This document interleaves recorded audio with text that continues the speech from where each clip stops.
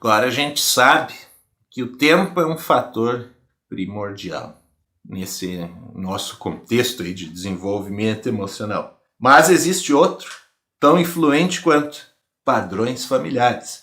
E hoje nossa reflexão é sobre isso, certo? Então, se lhe interessa, me acompanhe depois da vinheta.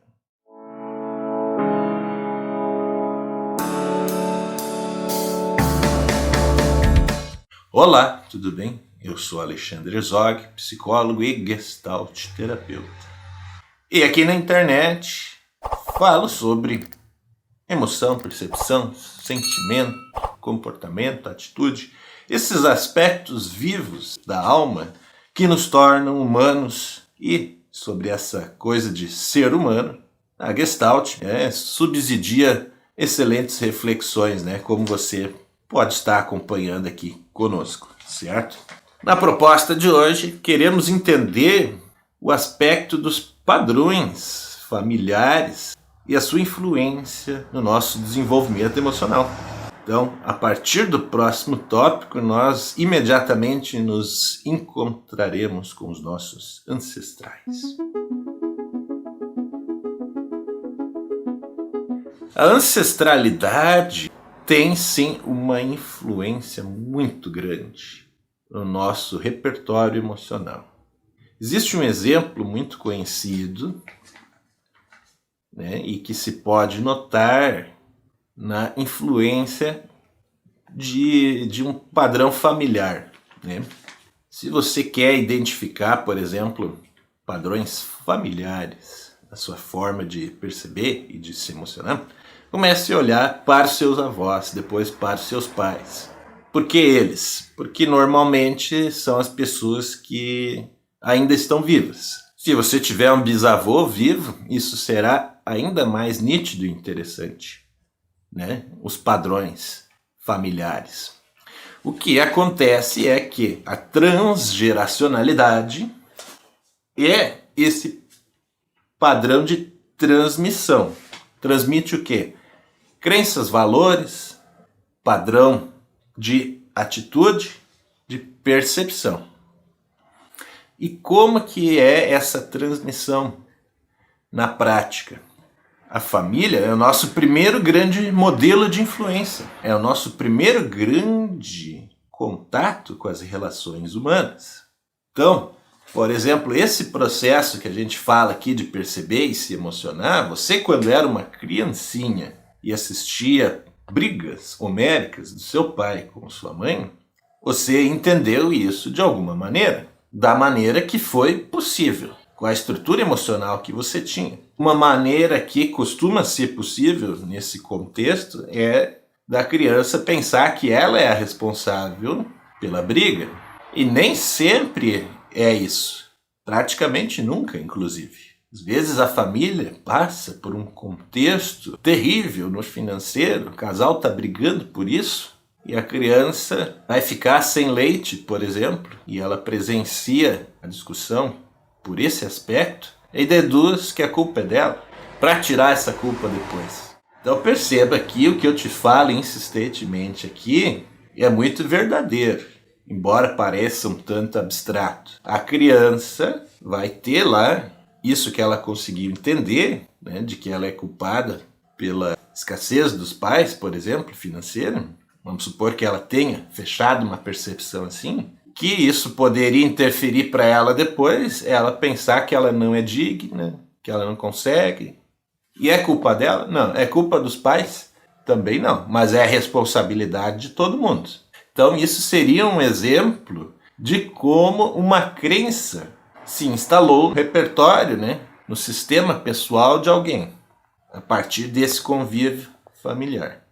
Se a gente ampliar, esse casal que nesse exemplo brigava pela escassez, de repente, imaginando que o casal seja hétero, de repente o homem foi filho de pais que viviam numa penumbra financeira, uma penumbra emocional, não tinham nenhum recurso para lidar melhor com seus próprios negócios, nem com as suas próprias relações.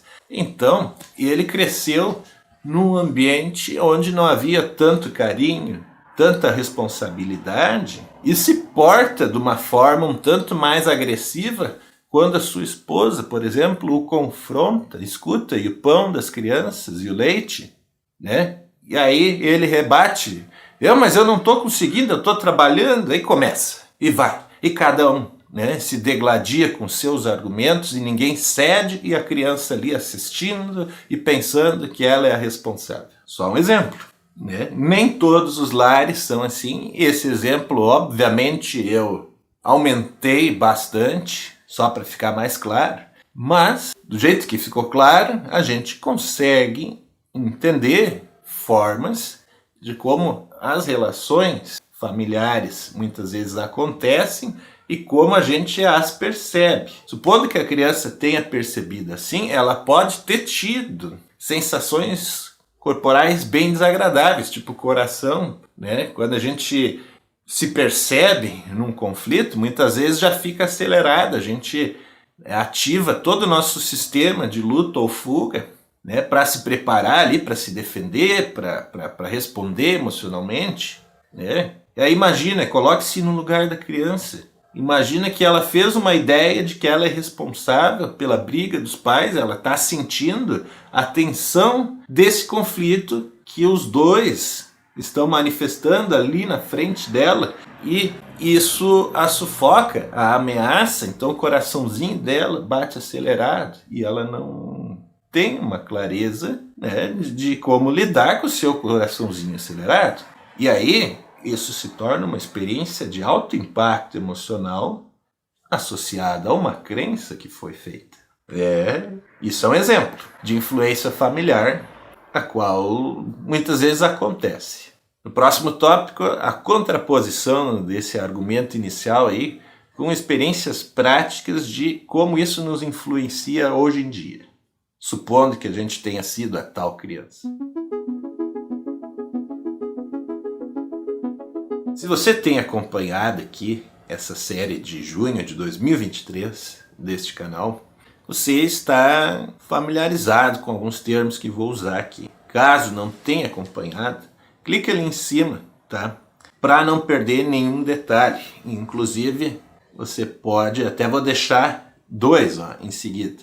O do primeiro vídeo de junho e o da playlist Maestria Pessoal, né? Porque esse é o nosso objetivo para esse ano, certo? Então veja bem, toda essa influência aí familiar, da forma como a gente colocou, imprimiu nessa criança, que a gente foi do exemplo anterior, um padrão de resposta emocional. Vamos definir que esse padrão, fisicamente, né, a pessoa vai se sentir acuado e mentalmente vai perceber a situação e se entender como a responsável, né, a culpada pela discussão que está a acontecer. Qual vai ser a forma que normalmente essa pessoa que tiver isso no seu repertório vai se posicionar diante dessas situações? A primeira de todas vai ser buscar ao máximo possível evitá-las, porque pode ser um tanto angustiante ficar frente a frente com essa sensação permanentemente. Então, a tendência mais prática é justamente evitar esse contato. Agora, vamos supor que não seja possível evitar esse contato num determinado contexto. O que a gente normalmente faz? A gente se fecha, fica calado. E isso também é uma forma de enfrentamento na qual a gente não luta com a situação, a gente foge dela. Mas a gente teria que lutar com tudo? Claro que não. A gente deveria fugir de tudo? Também não. Meu mentor principal aqui da Gestalt Terapia, o Fritz Perls, ele dizia assim: nem toda fuga é ruim e nem todo contato é bom. E o que a gente pode deduzir a partir disso? Que o bom mesmo é a gente saber fazer uma gestão disso. Porque não vai dar para fugir de tudo, nem vai dar para encarar tudo, certo? A maestria pessoal que eu te falo aqui é exatamente essa gestão. Você sabe, de algumas formas, como você percebe as coisas, você sabe como você está acostumado a se emocionar com determinadas coisas, sabe um filtro né, do que dentre essas coisas é exclusivamente seu e o que vem através da transgeracionalidade na família, e aí a partir disso você responde emocionalmente melhor. Olha só que bacana. Não é possível responder melhor sem saber o que existe. Né? Fica uma coisa do vazio, partindo de um universo em que nada existe para outro, a gente vai colocar as respostas que melhor a gente conseguir a partir daquilo que a gente perceber. Só que o que a gente perceber de novo, num universo novo em que nada existe, considera normalmente aquilo que a gente já traz com a gente. Então perceba que essa história toda aí da vida traz uma responsabilidade que muitas pessoas não se tocam. A gente é responsável pelas experiências aí e os entendimentos que a gente coloca para dentro de nós mesmos. Assim como o outro deveria ser pelo mesmo motivo em relação a ele mesmo. Mas a maioria das pessoas não consegue assumir essa responsabilidade, porque não é fácil. Você está vendo aqui comigo que muitas vezes a gente tem uma emoção que funciona de um jeito num determinado contexto e a gente nem sabe que isso vem lá da ancestralidade familiar. E aí, como é que a gente vai assumir a responsabilidade por isso? No próximo tópico, a síntese. Você está entendendo aqui o desafio que é ser humano? O ser humano tem uma continuidade no tempo. O que veio antes, no sistema familiar, por exemplo, influencia nível de crença, padrões de resposta emocional, princípios e valores que a família vem acreditando. Talvez você nasça até com a missão de quebrar muitos deles, mas não é possível quebrá-los sem conhecê-los, sem identificá-los e sem avaliar se é justo mantê-los. Que quem vai quebrar padrões precisa avaliar se faz sentido continuar com eles ou não. Pode parecer tudo abstrato, tudo estranho, mas quando isso fizer sentido para você, vai fazer um sentido de uma forma tal que ele será muito vivo. Então, por que isso? Porque você também tem o seu tempo de assimilação, que eu estou falando aqui para você nesse contexto de desenvolvimento emocional. Né? Por isso eu não lhe cobro nada, nenhum entendimento, né? Nenhuma atitude assim de elogio ao meu trabalho, validação, por exemplo. Por isso eu não te cobro nada aqui em relação ao conteúdo. Quero apenas que você assista e se envolva com ele. Né? Se ele faz sentido, que bom. Se ele não faz, vou procurar melhorar. E que quando faz sentido, faz muito sentido. E para você que quer começar a lidar melhor com essa situação de se tornar consciente do que tem no seu caminho aí, vou te indicar duas situações principais. A primeira, um e-book que eu desenvolvi e que ajuda você a começar baratinho, R$17, Perceba a Emoção com a Gestalt. Ele traz um aprofundamento teórico e prático daquilo que nós estamos falando nessa série e fornece técnicas para você começar a perceber essas coisas no seu dia a dia, certo? E para gerenciar isso com naturalidade. E o segundo processo, que envolve a mediação emocional. Às vezes você não tem assim essa disposição para um longo processo de terapia, né? Às vezes você está em busca de um resultado rápido, mas não consegue se comprometer com um processo longo de entendimento. Tudo bem, existem diversas alternativas da psicologia, né? O psicólogo não vive apenas de terapia. A mediação emocional é um programa que eu desenvolvi no qual eu ajudo você a ficar frente a frente com você mesmo, né? Eu medio esse contato entre você e você mesmo.